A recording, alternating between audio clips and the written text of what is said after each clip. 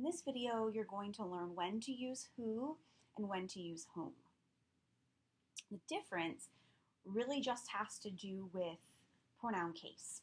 So if you are not familiar with pronoun case, I suggest you go back and watch the nominative versus objective case video before you watch this one, because we are going to be referring back to that.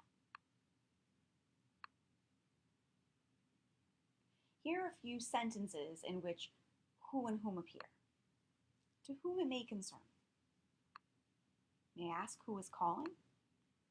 Whom did you vote for? Who are you? For some of these sentences, the version of the pronoun may sound correct as it is. It might not sound correct.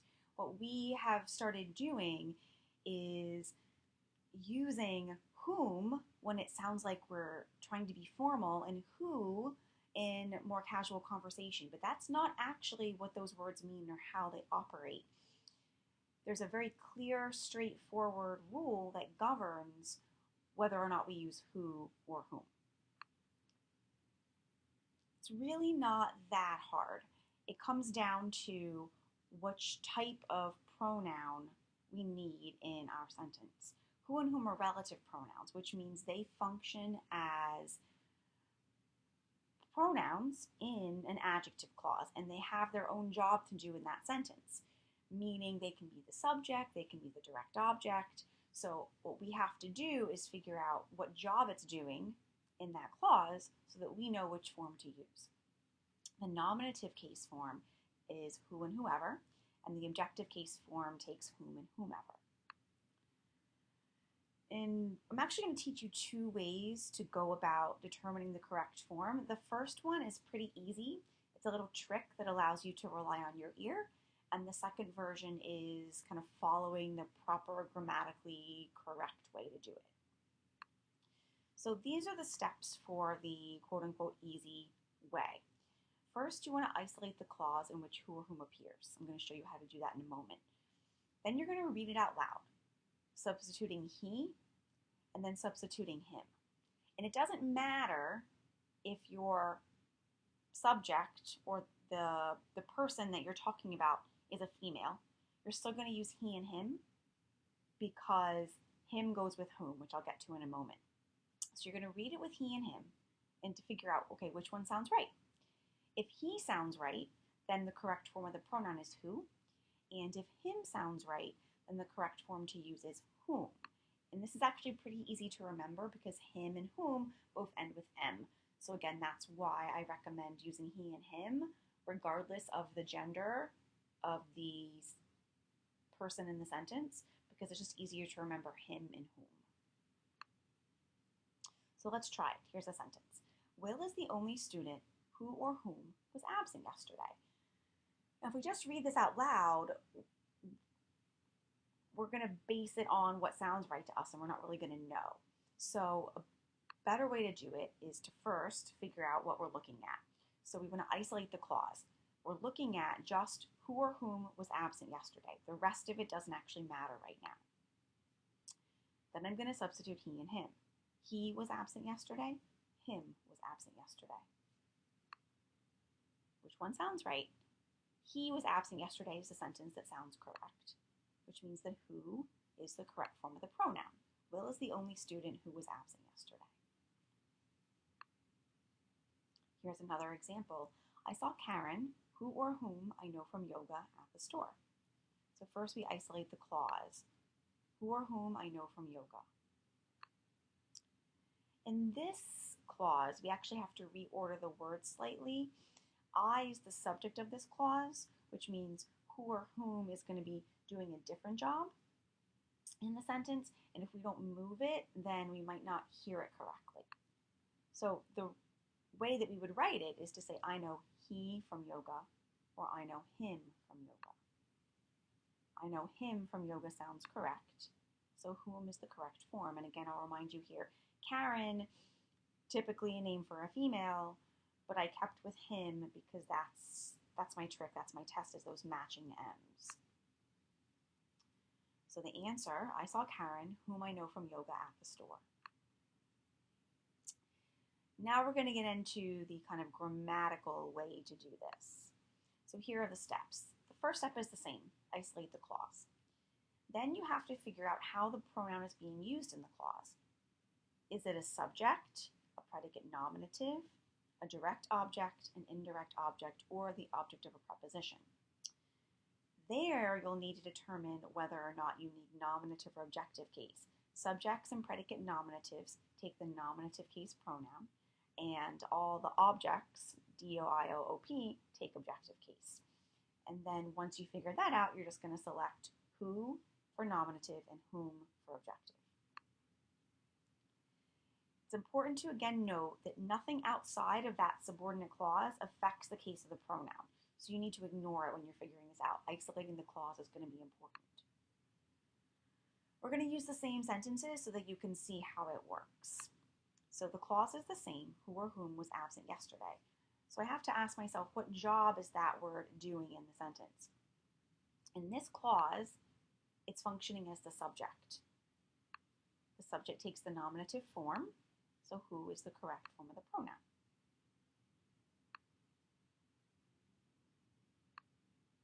The clause again is the same, who or whom I know from yoga. In this sentence, it's functioning as the direct object. That's actually why we had to reorder it before, because when we speak in English, the order is subject, verb, direct object. So if I hadn't moved that he or him, I might not have been able to hear which one was correct in the previous slide. Direct objects take the objective case, which makes whom the correct form. So here's actually why that trick works. The grammatically correct way is what makes that trick work. He is a nominative case pronoun, and our ears have been trained to more clearly be able to tell when to use he versus when to use him. Him is the objective case pronoun. So what this little trick does is it makes it a little easier to hear which form is correct, because we just don't use who and whom as much as we use he and him. So our ears are more attuned to which version is correct in this case. Here is a kind of a special situation. When you have an interrogative sentence, it's a really good idea to rewrite it as a declarative sentence, because that helps you hear more easily which version is correct. So here's an example. Who or whom did you vote for? I'm going to rewrite this sentence to make it a statement or a declarative. You did vote for whom? That may still sound weird, and that's because we're using pronouns here. We're using who and whom here rather than the personal pronouns.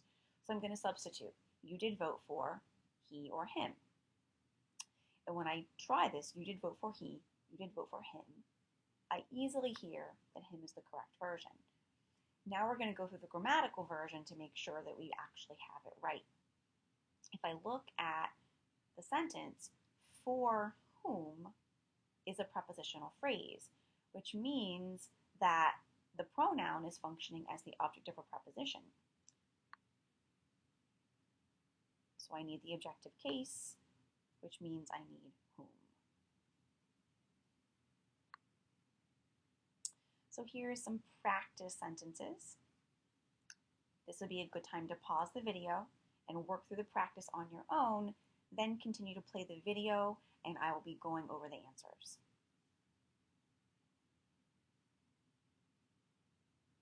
All right, let's take a look at number 1. The boy who or whom broke his leg must leave 5 minutes early.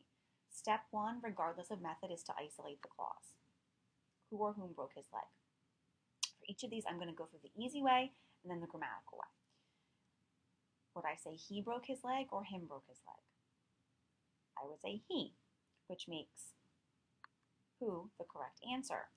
Now, if I want to go back through the grammatical way to double check, I want to figure out what part of the clause, what job is this pronoun doing? And in this particular clause, who is the subject, which means I need the nominative case, which also verifies that who is the correct answer. Number 2, I don't know who or whom found my cell phone. Isolate the clause. Would I say he found my cell phone or him found my cell phone? I would say he, which gives me who. And again, this is functioning as the subject of the clause, so now I verified that who is correct. Lena, who or whom I invited to the party, cannot come. Isolate the clause. Would I say I invited he to the party or I invited him to the party?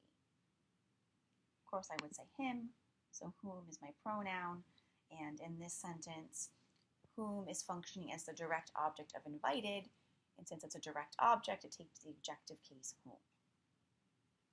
Who was at the door? Here, actually, the whole sentence is the clause. It's not really a subordinate clause. It's an interrogative pronoun, so what I want to do here is rewrite the sentence as a declarative. And I'm going to go ahead and substitute he or him. He or him is at the door. He is at the door. Him is at the door. Of course, he sounds better, so I'm going to choose who. And again, in this sentence, he is functioning as the subject, so I use the subject form. And finally, are you the person to who or whom I report?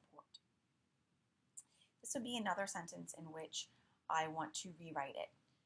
So I would say you are the person to whom or who I report. What I have here is actually, once I isolate the clause, I see that I have a prepositional phrase with to, and whom is a preposition.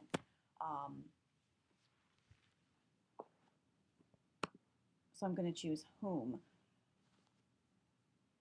In order to kind of hear this with the he, him trick, we would need to restructure the sentence. You are the person to him I report. And that still sounds kind of weird, so the trick doesn't work as well. We would say I report to he or I report to him. And since it's him, again, that's why whom is my correct answer.